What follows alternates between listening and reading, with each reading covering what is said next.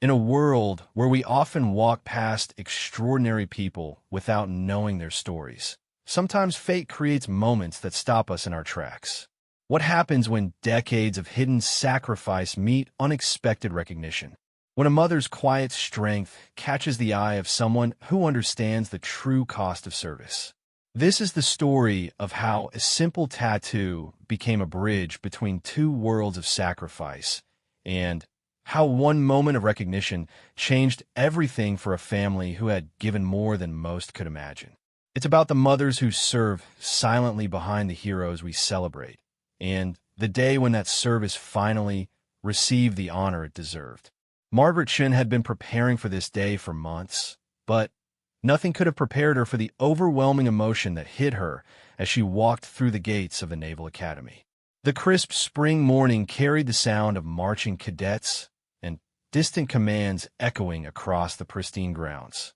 She clutched her small purse tighter, feeling the weight of 28 years of memories pressing against her chest.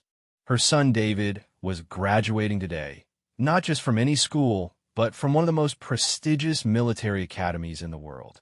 As she made her way through the crowd of proud families, Margaret couldn't help but think about how different this day might have been if Robert were here to see it. Robert Shun had been a Navy corpsman, a medic who served with Marines in some of the most dangerous places on Earth. He had met Margaret during a brief leave in San Diego, and their whirlwind romance had resulted in marriage and, 9 months later, baby David.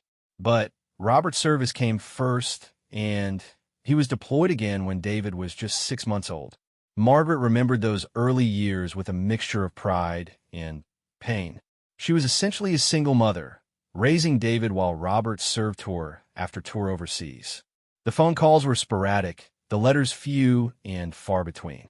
She learned to change diapers, handle midnight feedings, and soothe a crying baby all on her own. When David took his first steps, Robert was in Afghanistan.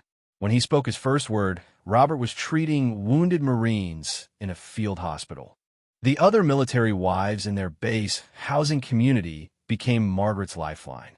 They understood the unique challenges of military life in ways that her civilian friends never could.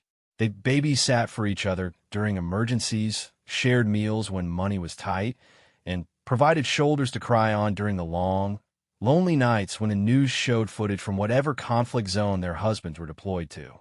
Margaret threw herself into supporting the military community. She organized care packages for deployed troops, helped new military spouses navigate the complex world of base life, and volunteered at the family readiness group meetings. She learned military acronyms and protocols, understood the significance of different ranks and ribbons, and could read a deployment schedule like other people read grocery lists. When David was 7, Robert was deployed to Iraq for what was supposed to be a routine medical support mission. Margaret had gotten used to the familiar rhythm of deployment by then. The goodbye at the airport, the careful management of expectations, the way she had to become both mother and father to David during the long months of separation. But this deployment was different. 3 months in, Margaret received the visit that every military spouse dreads. 2 officers in dress uniforms standing at her door, their faces grave with the weight of the message they carried. Robert had been killed when his medical convoy hit an improvised explosive device while rushing to treat wounded soldiers. Margaret's world shattered in an instant. At 26, she was suddenly a widow with a young son to raise alone. The military community that had supported her through deployments now surrounded her with a different kind of care. They helped with funeral arrangements, provided meals for weeks, and made sure David had male role models to look up to. But it was the tattoo that became Margaret's most powerful connection to Robert's memory. 3 months after his death, she had walked into a tattoo parlor in downtown San Diego with a photograph and a clear vision. On her left wrist, where she could see it every day, the artist carefully inked the image of a Navy corpsman's cross, surrounded by the words honor, courage, commitment, and the dates of Robert's service. The tattoo raised eyebrows in some circles. In 2005, tattoos on women, especially visible ones, were still controversial. Her mother disapproved, calling it unladylike. Some of the other military spouses thought it was too bold, too permanent a reminder of grief. But Margaret didn't care what others thought. The tattoo was her way of carrying Robert's service with her always, of honoring not just his memory, but the sacrifice they had made together as a military family. Raising David alone proved to be both harder and easier than Margaret had imagined. Harder because every decision, every milestone, every challenge fell on her shoulders alone. Easier because David seemed to inherit his father's sense of duty and discipline. Even as a young boy, he was drawn to stories about the military, about service, about making a difference in the world. Margaret worked as a nurse at a civilian hospital, but she never lost her connection to the military community. She continued volunteering with family support groups, helping other spouses navigate the challenges she had faced. She became known as someone who understood, someone who had walked the difficult path of military life and could guide others through it. When David announced during his sophomore year of high school that he wanted to apply to the Naval Academy, Margaret felt a complex mix of emotions. Pride, certainly, that her son wanted to follow in his father's footsteps of service. Fear, knowing better than most what military service could cost a family. But also a deep satisfaction that Robert's legacy was continuing through their son. The application process for the Naval Academy was grueling. David needed congressional nominations, physical fitness tests, medical examinations, and academic excellence. Margaret supported him through every step, driving him to interviews, helping him prepare essays, and celebrating each milestone along the way. When the acceptance letter arrived, Margaret cried for an hour. Robert would have been so proud. She could almost hear his voice, see his smile, imagine him telling David how honored he was that his son wanted to serve. The 4 years of the Naval Academy had flown by in a blur of visits, phone calls, and care packages.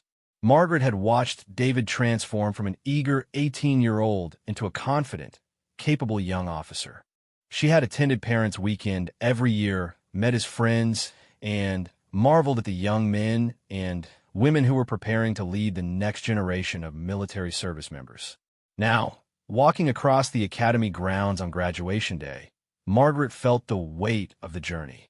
She was no longer the young military wife who had struggled with deployments and single motherhood. She was no longer the devastated widow who had buried her husband too young. She was the mother of a naval officer, a woman who had survived and thrived despite unimaginable loss, and someone whose own service to the military community had shaped her into a person of strength and character. She found her seat in the graduation ceremony area, surrounded by hundreds of other proud families. The morning sun glinted off her tattoo as she raised her hand to shade her eyes, looking for David among the sea of white uniforms. After all these years, the tattoo had faded slightly, but its meaning had only grown stronger. It represented not just Robert's service, but her own journey as a military family member, her resilience in the face of loss, and her commitment to honoring the values that had shaped their lives. Margaret settled into her seat and opened the graduation program, running her finger down the list of names until she found it. Ensign David Robertson. She smiled, knowing that in just a few hours, she would watch her son take the oath of office and begin his own journey of service. Robert's legacy would continue, and Margaret's long journey as a military mother was entering a new chapter. The graduation ceremony was everything Margaret had imagined, and more. Hundreds of newly commissioned officers stood in perfect formation, their white uniforms gleaming in the afternoon sun. The precision of their movements, the pride on their faces, and the solemn weight of the moment brought tears to Margaret's eyes. As the ceremony concluded and families began to mingle with the new officers, Margaret made her way through the crowd to find David. He spotted her first, his face breaking into a huge grin as he navigated through his classmates and their families. When they embraced, Margaret felt 28 years of love, loss, and determination culminate in that single moment. "Mom, I can't believe you're here," David said, though they had planned this moment for months. "I mean, I know you're here, but seeing you here at my graduation from the Naval Academy. It's incredible." Margaret stepped back to look at her son in his officer's uniform. The scared little boy who had clung to her after learning his father wouldn't be coming home was gone, replaced by a confident young man ready to lead sailors and serve his country. "Your father would be so proud," she whispered, touching the small ribbon on David's uniform that honored his father's service. They were taking photos together when Margaret noticed a commotion nearby. A distinguished older man in a Navy uniform with multiple stars on his shoulders was making his way through the crowd, stopping to congratulate graduates and speak with their families. Other officers moved respectfully aside as he passed, and Margaret realized this must be one of the senior admirals participating in the graduation ceremony. Admiral James Harrison was a legend in the Navy, though Margaret didn't immediately recognize him. He had served for over 30 years, rising from enlisted sailor to the highest ranks of naval leadership. He had commanded ships in multiple conflicts, led sailors through some of the most challenging operations in recent military history, and was known throughout the Navy for his dedication to both mission accomplishment and taking care of his people. As Admiral Harrison moved through the crowd, his trained eye automatically cataloged details about the family surrounding him. It was a habit developed over decades of leadership, this ability to quickly assess and understand the people around him. He noticed the proud parents wearing their military service pins, the grandparents struggling with emotion, the younger siblings both excited and overwhelmed by the ceremony. But when his gaze fell on Margaret, something made him stop. It wasn't just her obvious pride in her son or the way she stood with the quiet dignity of someone who had weathered life's storms. It was the tattoo on her wrist that caught his attention and held it. Admiral Harrison had seen thousands of tattoos during his naval career. He had served with sailors whose arms and bodies were covered with ink representing their ships, their units, their achievements, and their losses. But this particular tattoo was different. Even from a distance, he could make out the distinctive symbol of a Navy corpsman's cross, and the words surrounding it that spoke of honor, courage, and commitment. He had seen that exact tattoo before, or at least one very similar to it. It was during his time commanding a ship that had provided support for Marine operations in Iraq. He remembered visiting the medical unit where Navy corpsmen worked alongside Marine medics to treat wounded service members. One of the corpsmen had shown him a photograph of his wife, proudly pointing out the tattoo she had gotten to honor his service. The memory hit Admiral Harrison like a physical force. That corpsman had been Robert Chun, a dedicated young medic who had volunteered for the most dangerous assignments and had earned the respect of every Marine he had treated. Admiral Harrison remembered the day he had received word that Chen's convoy had been hit, remembered the solemn ceremony where they had honored his sacrifice. Could this woman be Robert Chen's widow? The timing seemed right, and the tattoo was too specific to be a coincidence. Admiral Harrison excused himself from the conversation he was having and began moving purposefully toward Margaret and David. As he approached, Margaret noticed the Admiral walking toward them and instinctively straightened. David, seeing the approaching senior officer, immediately came to attention and prepared to salute. But Admiral Harrison's focus was entirely on Margaret, his eyes moving from her face to the tattoo on her wrist and back again. "Excuse me, ma'am," Admiral Harrison said, his voice carrying the authority of command but softened with genuine emotion. "I couldn't help but notice your tattoo. Would you mind if I asked about it?" Margaret looked down at her wrist, suddenly self-conscious.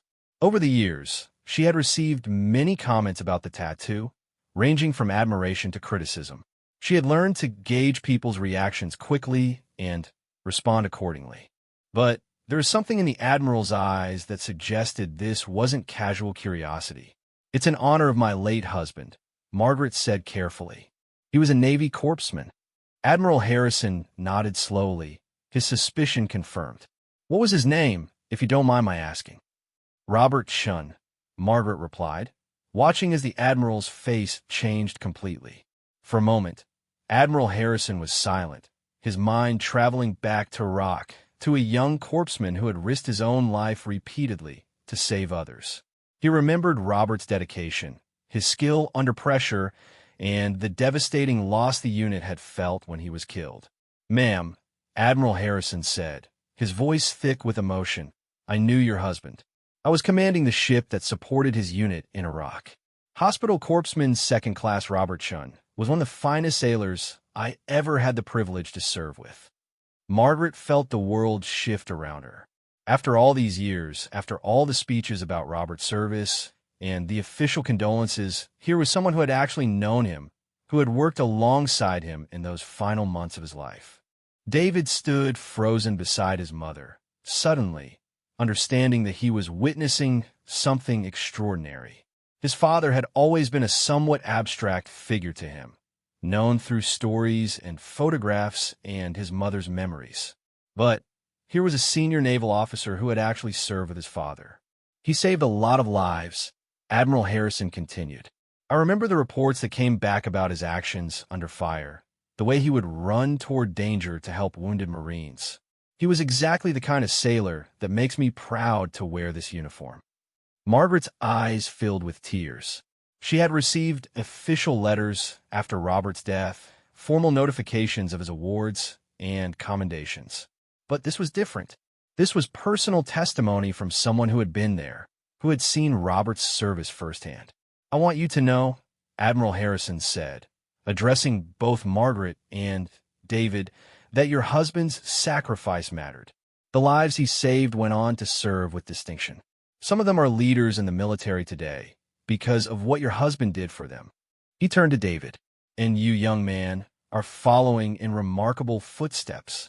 Your father would be incredibly proud to see you here today, beginning your own journey of service." The conversation that followed was brief, but profound. Admiral Harrison shared specific memories of Robert's service, details that Margaret had never heard before. He talked about Robert's reputation among the Marines he treated, his skill in emergency situations, and the respect he had earned from everyone who served with him. As other families and officers moved around them, Margaret, David, and Admiral Harrison stood in their own bubble of shared understanding. Here were three people connected across time and circumstance by service, sacrifice, and the bonds that tie military families together. When Admiral Harrison finally prepared to move on, he did something unexpected. He asked his aide to take a photograph of the three of them together. Then he gave Margaret his personal card, with a handwritten note on the back promising to send her some of the official reports about Robert's service that she had never seen. "Mrs. Chun," he said as he prepared to leave, "that tattoo represents more than just your husband's service. It represents your service too. What you did, raising your son alone, supporting the military community, honoring your husband's memory while building your own life of meaning and purpose, that's service too. Thank you for your sacrifice. And thank you for raising such an outstanding young officer." As Admiral Harrison moved away, Margaret and David stood in stunned silence. The chance encounter had transformed what was already a meaningful day into something extraordinary. For Margaret, it was validation that Robert's service had mattered in ways she had never fully understood. For David, it was a connection to his father's legacy that he had never expected to experience. The weeks following the graduation ceremony brought changes that Margaret could never have anticipated. True to his word, Admiral Harrison sent her a package containing official reports and commendations related to Robert's service that she had never seen before. The documents painted a picture of her late husband's final months that was both heartbreaking and inspiring. Margaret learned that Robert had voluntarily extended his deployment to train local medical personnel in Iraq. She discovered that he had received a Bronze Star with V device for valor, an honor that had somehow never made it into the official notification she had received. Most importantly, she read firsthand accounts from the Marines Robert had treated, describing how his calm competence under fire had saved their lives. One letter particularly moved her. It was from a Marine sergeant who had been severely wounded in an IED explosion and treated by Robert in the field. The sergeant, now a successful businessman with a family of his own, had tracked down Admiral Harrison's office specifically to share his story. He wrote about how Robert had stayed with him during a dangerous evacuation, talking him through his injuries and keeping him conscious until they reached surgical facilities. "Your husband didn't just save my life," the letter read. "He saved my future. I was able to come home to my wife and watch my children grow up because of what he did that day. I've built a business that employs 30 people, and I've raised 2 sons who understand the meaning of service because their father was saved by a hero." The letter went on to explain that the sergeant had established a scholarship fund for children of fallen military medical personnel, and he wanted David to be the first recipient. The scholarship would cover any additional education costs not covered by David's military commitment, and would provide funding for Margaret to return to school if she chose to pursue advanced nursing degrees. As Margaret read through the materials Admiral Harrison had sent, she began to understand something that had eluded her for 23 years. Robert's death, while tragic and devastating, had not been meaningless. The ripple effects of his service had continued long after his death, influencing lives and creating positive change in ways she had never imagined. But the Admiral's recognition had also sparked something else in Margaret. For over 2 decades, she had defined herself primarily as Robert's widow and David's mother. While those roles had given her purpose and meaning, she had gradually set aside her own dreams and aspirations. The scholarship offer and the Admiral's words about her own service made her realize that her story was far from over. David's graduation also marked a transition for both mother and son. For the first time since Robert's death, Margaret would not be actively parenting. David would be stationed at his first duty assignment, beginning his own journey as a naval officer. Margaret would be truly on her own for the first time in her adult life. Rather than feeling lost or purposeless, Margaret found herself energized by the possibilities ahead. She had been working as a nurse for over 20 years, but had always harbored dreams of becoming a nurse practitioner or perhaps working in trauma medicine. The scholarship fund would make those dreams financially possible, but more importantly, Admiral Harrison's recognition had given her the confidence to pursue them. She enrolled in a nurse practitioner program with a specialty in emergency medicine, inspired partly by Robert's work as a corpsman and partly by her own desire to serve in situations where medical skills could make the difference between life and death. Her classmates, most of whom were much younger, initially saw her as the older student, but Margaret's life experience and deep understanding of medical emergencies and high-stress situations quickly earned their respect. Meanwhile, David was thriving in his first assignment as a naval officer aboard a destroyer based in San Diego. The irony of returning to the city where his parents had met was not lost on either him or Margaret. During his free time, David would visit the places his father had mentioned in letters, trying to connect with the man he had never really known. It was during one of these visits that David made a discovery that would profoundly impact both him and Margaret. While exploring a base where his father had been stationed, he encountered an older Master Chief Petty Officer who had served with Robert during his early career. The Master Chief, now nearing retirement, had known Robert as a young corpsman just learning his trade. "Your dad was something special," the Master Chief told David. Most of the young corpsmen were focused on getting through their training and moving on to their next assignment. But Robert was different. He saw being a corpsman as a calling, not just a job. He would stay late to practice medical procedures, volunteer for extra training, and always looked for ways to better serve the Marines he worked with. The Master Chief went on to share stories about Robert that Margaret had never heard. He talked about Robert's sense of humor, his dedication to fitness, his habit of sending care packages to other corpsmen serving in more remote locations. These stories painted a picture of Robert as a complete person, not just the heroic figure who had died in service to his country. But it was what the Master Chief said next that truly surprised David. "Your father talked about you and your mother constantly. He carried pictures of you both and would show them to anyone who would look. But what really impressed me was how he talked about your mother. He would say that she was the stronger of the two of them, that he could do his job because he knew she was taking care of everything at home. He said she was serving just as much as he was, just in a different way. This conversation led David to call Margaret with a new understanding of their family story. He had always seen his mother as the one who had been left behind, who had to cope with loss and carry on alone. But now he understood that her role had been just as important as his father's, just as much a form of service to their country. The conversation prompted Margaret to reflect on her own journey. She realized that the young woman who had married a sailor and struggled through deployments had grown into someone much stronger and more capable than she had ever imagined possible. The challenges that had once seemed overwhelming had actually been preparing her for a different kind of service.